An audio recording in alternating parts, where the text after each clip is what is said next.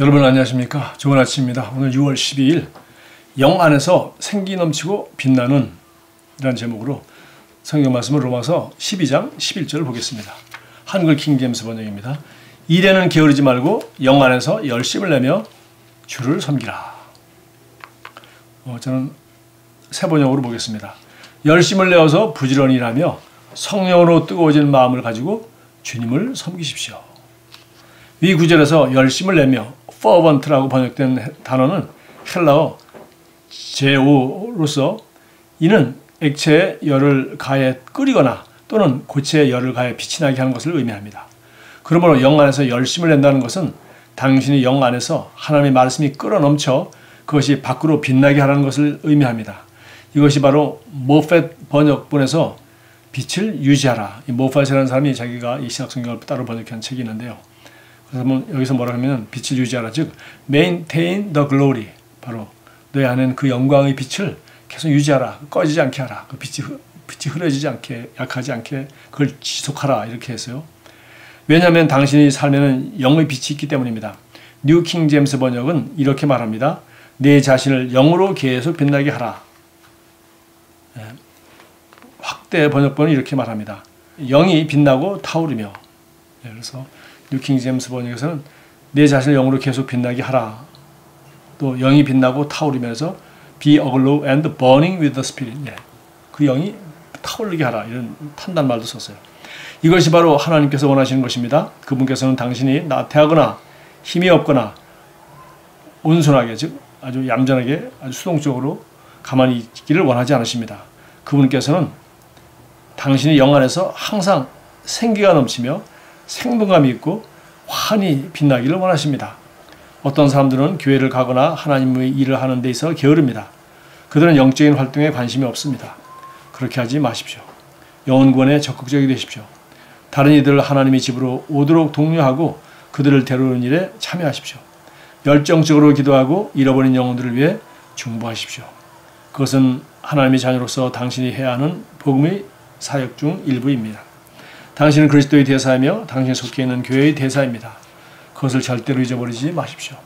그리스도와 교회를 대변하십시오. 당신의 교회는 당신의 영적인 가족입니다.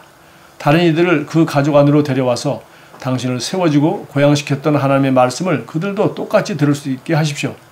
복음으로 다른 이들의 삶을 만지십시오. 복음을 향한 당신의 열정과 불을 유지하십시오. 영적인 일에 대한 열정을 계속 가지고 계십시오. 즉 영 안에서 불타고 바깥으로 그 불이 빛나게 하십시오. 어떻게 그럴 수 있습니까? 먼저 방언으로 기도하는 것입니다.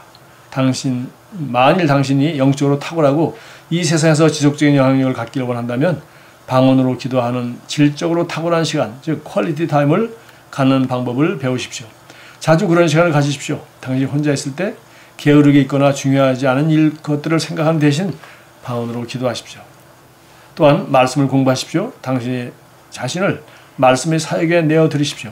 그것이 주님을 향한 당신의 영감과 열정을 유지하는 방법입니다. 그것은 기도와 말씀을 통해서 가능합니다. 자, 그러면 어떻게 우리가 정말 우리 영으로 타오르고 그 뜨거움이 지속됨으로 말미암아 빛이 나고 또 그 빛이 계속해서 유지될 수 있게 할 수 있는가?